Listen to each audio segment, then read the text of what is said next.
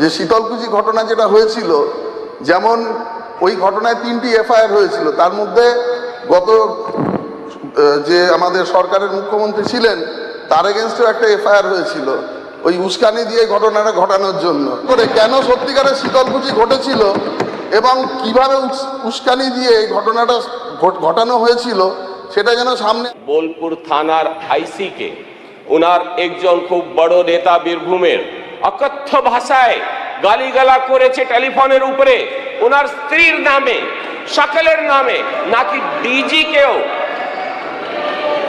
উনি sir DG কেও নাকি ফোনে নিয়ে ধমকিয়েছেন কেন এরকম অফিসারকে এখানে বসানো হচ্ছে, কেন এরকম অফিসারকে ওখানে রাখা হয়েছে, এবং যে ভাষায় উনি গালিগালা করেছেন ও ভাষা কোনোদিন।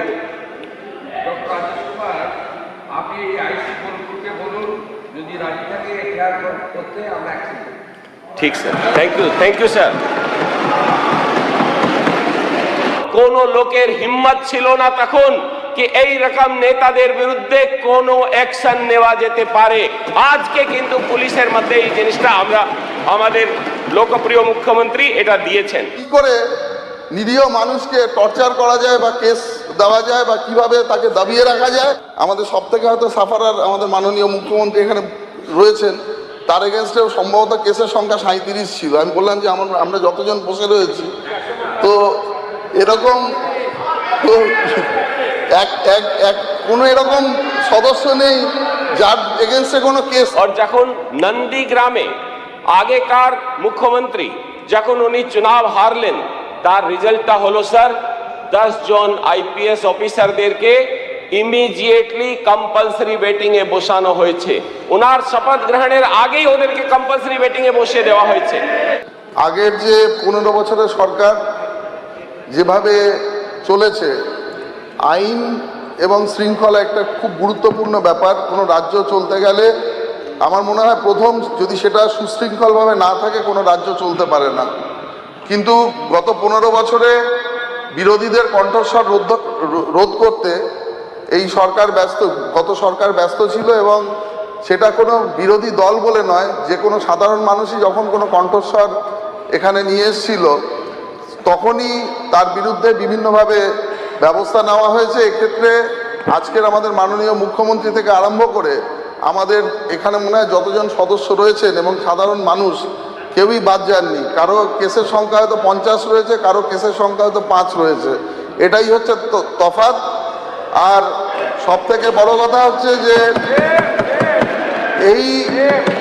এই যে ট্র্যাডিশনটা চলেছিল সেটা আমাদের এগেনস্টে তো যা হয়েছে হয়েছে, আমাদের পরিবারের লোকজনও বাদ যায়নি। আমার মা খুবই বৃদ্ধা, উনি চলাচলও করতে পারেন না।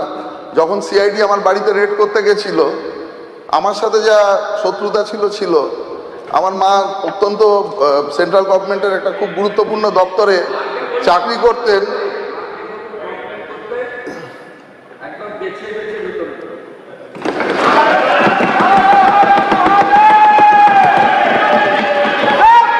উনি বিছানায় শয্যাশায়ী ছিলেন, ওনার বাড়িতেও ওনার ঘরে গিয়েও রেড করেছিল। উনি সেন্ট্রাল গভর্নমেন্টের ক্লাস 1 গেজেটেড অফিসার, মানে জীবনে এর সাথে উনি জানতেনও না কিছু। এরপরে আরেকটা উদাহরণ দিই, আমাদের শীতলকুচি যে ঘটনা সবাই জানে, একটা ঘটনা যখন বিধানসভা আমাদের যখন ওই নমিনেশন ফাইল করতে হয়, এটা সামনে এসেছিল যে শীতলকুচি ঘটনা যেটা হয়েছিল, যেমন ওই ঘটনায় 3টি এফআইআর হয়েছিল, তার মধ্যে গত যে আমাদের সরকারের মুখ্যমন্ত্রী ছিলেন তার এগেনস্টেও একটা এফআইআর হয়েছিল ওই উস্কানি দিয়ে ঘটনাটা ঘটানোর জন্য। দুঃখের বিষয় সেই ঘটনাটা কোনোদিন সিআইডি তদন্ত করেনি তৎকালীন। আমি মাননীয় মুখ্যমন্ত্রী এখানে আছেন, তার এগেনস্টে স্পেসিফিক এফআইআর আছে। আমি বলবো যে সেই ব্যাপারটা যেন তদন্ত করে কেন সত্যিকারের শীতলকুচি ঘটেছিল এবং কিভাবে উস্কানি দিয়ে এই ঘটনাটা ঘটানো হয়েছিল সেটা যেন সামনে আসে। এই একই বক্তব্য এবারের বিধানসভার আগেও উনি বলেছিলেন, এবং তার পরিপ্রেক্ষিতে এবারের নির্বাচন কমিশন অত্যন্ত সজাগ ছিল এবং এই ঘটনাটা ঘটতে দেয়নি, না হলে হয়তো আরও এরকম অনেক বড় বড় ঘটনা ঘটতে পারত।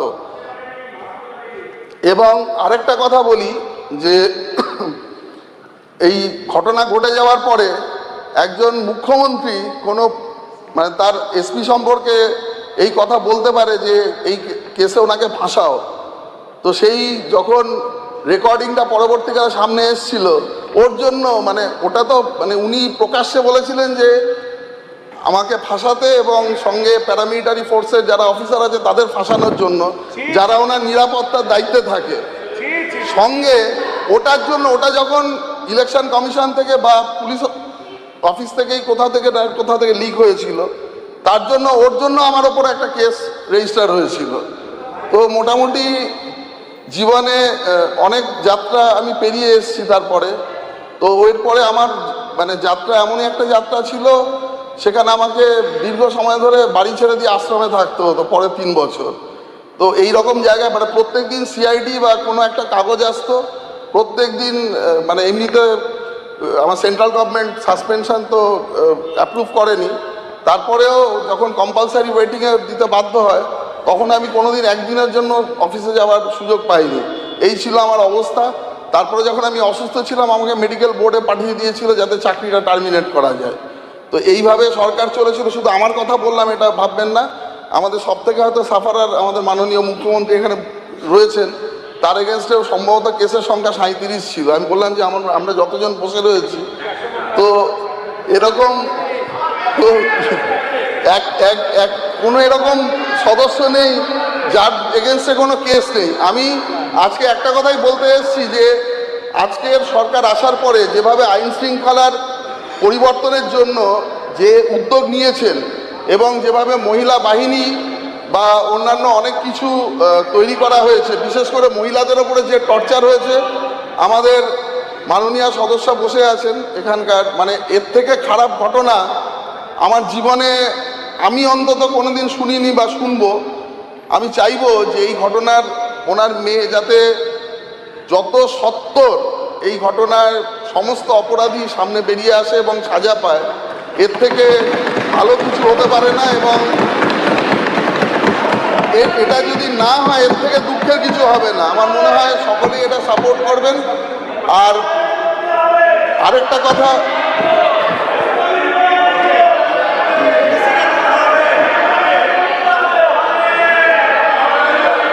আরেকটা জিনিস আমি বলতে চাই, আজকের যে পুলিশিং যেটা, আজকের পুলিশিং অনেক আধুনিকীকরণের দরকার আছে। মানে আমরা হায়দ্রাবাদ বা অন্যান্য যেখানে স্মার্ট সিটি আছে বা অন্যান্য রাজ্যেও অনেকটা পুলিশিং ব্যবস্থা এগিয়ে গেছে। তার মানে পুরো পরিকল্পনা কিভাবে হতে পারে আমি আগেও মাননীয় মুখ্যমন্ত্রীকে বলেছি, উনি আমাকে বলেছেন সময় দেবেন, সঙ্গে আমাদের এটা একটা দীর্ঘ আলোচনা রয়েছে। এখন পুলিশিংটা এতটাই বলতে পারেন সফিস্টিকেটেড হয়ে গেছে, মানে যে ম্যান পাওয়ার যেটা রয়েছে তার থেকে বেশি যদি প্রযুক্তির ব্যবহার করা হয়, প্রত্যেকটি জিনিসের আমরা সাপোর্ট সিস্টেম পেতে পারি। প্রত্যেকটা টেকনোলজি মানে ব্যাখ্যা সেখানে রয়েছে এবং সেখানে তদন্ত থেকে আরম্ভ করে প্রত্যেকটি জিনিস, মানে সার্ভেলেন্স থেকে আরম্ভ করে কোথাও কোনো গণ্ডগোল হলে তার আগেও তারও সার্ভেলেন্স থেকে আরম্ভ করে এবং প্রত্যেকটি ঘটনাকে পিন পয়েন্টেড করে তার একটা নির্দিষ্ট সময় রয়েছে, তার মধ্যে আমরা কেস স্টাডি করেও দেখেছি কত তাড়াতাড়ি এটা করা যায়। আমার একটাই বক্তব্য যে মান্ধাতার আমলের যে পুলিশিং চলেছে সেটা একটা জিনিসই চলেছিল, কি করে নিরীহ মানুষকে টর্চার করা যায় বা কেস দেওয়া যায় বা কিভাবে তাকে দাবিয়ে রাখা যায়। সেখান থেকে বেরিয়ে এসে আমরা একটা উন্নত মানের যে পুলিশিং সিস্টেম তার মধ্যে যেন আগামী দিনে এগিয়ে যেতে পারি। এবং সকলের কাছে, হাউসের কাছে আমার অনুরোধ রইল যে জিনিসটা আমি মোটামুটি ডেভেলপ করেছি সেইটা যদি আমরা সকলে মিলে পরবর্তীকালে অ্যাপ্রুভ হয়ে যায়, আমাদের পুলিশি ব্যবস্থা অনেক উন্নত হবে এবং খুব কম সময়ে খুব কম ম্যান পাওয়ার দিয়ে আমরা অনেক ভালো কাজ করতে পারবো। ধন্যবাদ। আজকে আমাদের budget demand number 68 home and hill affairs department 17,923 কোটি টাকা তার সমর্থনে বলার জন্যে, সময় দেওয়ার জন্যে।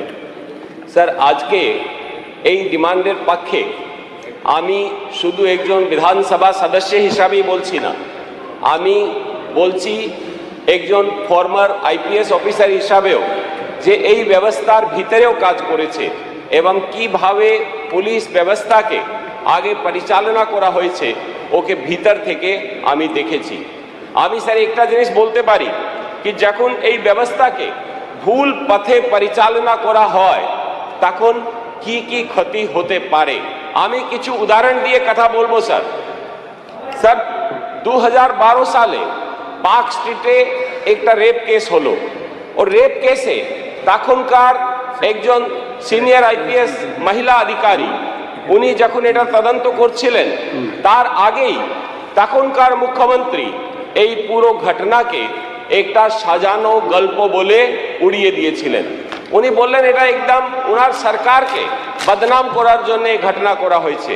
কিন্তু যখন সেই অফিসার এই ঘটনাকে তদন্ত করে যারা দুষ্কৃতী তাদেরকে গ্রেফতার করলো তার জন্য পরিণাম হলো ও মহিলা अधिकारी পানিশমেন্ট দেওয়া এবং তার পুরো ওকে ডিমোরালাইজ করা।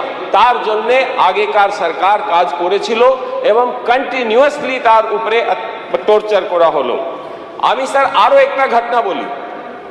স্যার 2021 সালে যখন গতবার অ্যাসেম্বলি ইলেকশন হচ্ছিল তখন ইলেকশন কমিশন কিছু কিছু অফিসারদেরকে বিভিন্ন পোস্টে পোস্টিং করেছিল। যখন ইলেকশনের রেজাল্ট যেরকম আসলো আমিও তখন ওখানে এডিজি ওয়েস্টার্ন জোন হিসাবে পোস্টেড ছিলাম। আর যখন নন্দীগ্রামে আগেকার মুখ্যমন্ত্রী যখন উনি চুনাব হারলেন তার রেজাল্টটা হলো স্যার 10 জন আইপিএস অফিসারদেরকে ইমিডিয়েটলি কম্পালসারি ওয়েটিং এ বসানো হয়েছে। ওনার শপথ গ্রহণের আগেই ওদেরকে কম্পালসারি ওয়েটিং এ বসিয়ে দেওয়া হয়েছে। কারণ শুধু একটা, কেন ইলেকশনকে ঠিক মতো পরিচালনা করা হলো, কেন মানুষকে বাধ্য করা হলো না কি এক ধাপে পরিণাম আসতে হবে ওনার পক্ষে পরিণাম আসতে হবে। এটা না করার জন্য সব অফিসারদেরকে পুরো 5 বছর তাদের উপরে অত্যাচার করা হয়েছে। এটা স্যার এইরকম ব্যবস্থা এখানে ছিল। আরো একটা ঘটনা বলি স্যার, কুচবিহারে এসপি, আমি কারোরই নাম বলছি না, উনি আজকে মাননীয় সদস্য এই সদনের, উনাকেও জাস্ট কোনো একটা ঘটনাকে কেন্দ্র করে না শুধু সাসপেন্ড করা হলো, উনাকেও উনার উপরে ক্রিমিনাল কেসও করা হয়েছিল। এইভাবে অত্যাচারিত করা হয়েছে কি ওনাকে বাধ্য হয়ে পুলিশ সার্ভিস ছেড়ে দিতে হলো। আরো একটা ঘটনা বলি স্যার, যেভাবে পরিচালনা করা হলো বোলপুর থানার আইসি কে উনার একজন খুব বড় নেতা বীরভূমের অকথ্য ভাষায় গালিগালা করেছে টেলিফোনের উপরে ওনার স্ত্রীর নামে, সকলের নামে, নাকি ডিজি কেও উনি স্যার ডিজি কেও নাকি ফোনে নিয়ে ধমকিয়েছেন কেন এরকম অফিসারকে এখানে বসানো হচ্ছে, কেন এরকম অফিসারকে ওখানে রাখা হয়েছে, এবং যে ভাষায় উনি গালিগালা করেছেন ও ভাষা কোনোদিন। ডক্টর রাজেশ কুমার, আপনি এই আইসি বোলপুরকে বলুন যদি রাজি থাকে এফআইআর করতে আমরা অ্যাকশন করব। ঠিক sir, thank you sir, thank you sir. আমরা অবশ্যই এটা বলবো স্যার, কারণ এটা খুব গুরুত্বপূর্ণ স্যার আপনার ইন্টারভেনশন। এবং স্যার যেভাবে, আর তারপরে স্যার কি রেজাল্ট হলো, তখনকার ডিজিপি কে বলা হলো কি তদন্ত করা হোক কেন টেপ করা হয়েছে ফোনটা। আজকে স্যার ফোন অটোমেটিক্যালি মেন লাইনে থাকলে টেপ হয়, তার জন্য তদন্ত হলো। কোন লোকের হিম্মত ছিল না তখন কি এই রকম নেতাদের বিরুদ্ধে কোনো অ্যাকশন নেওয়া যেতে পারে। আজকে কিন্তু পুলিশের মধ্যে এই জিনিসটা আমরা আমাদের লোকপ্রিয় মুখ্যমন্ত্রী এটা দিয়েছেন। আর এইসব কিভাবে করা হলো স্যার, ওদের কি ট্যাকটিক্স ছিল, কোনো মতো পুলিশকে কিভাবে উইক করেছে স্যার, কোনো মডার্নাইজেশন নেই। মডার্নাইজেশনের গ্রান্ট কেন পাওয়া যাচ্ছিল না স্যার, আমি একটা উদাহরণ দিই। লোকসভাতে আনস্টার্ড কোয়েশ্চেন নাম্বার 4862 1 এপ্রিল 2025, ওটাতে বলা হয়েছে কি পশ্চিমবঙ্গ সরকার তাদের ইউটিলাইজেশন সার্টিফিকেটই দিচ্ছে না, তার জন্য ওদেরকে কোনো গ্রান্ট দেওয়া যাচ্ছে না। ওরা সব সময় কেন্দ্র সরকারকে ব্লেম করেছে, কিন্তু কোনোদিন নিজের কাজ ঠিক মতো করেনি, যার জন্য ওরা কোনো গ্রান্ট পায় না।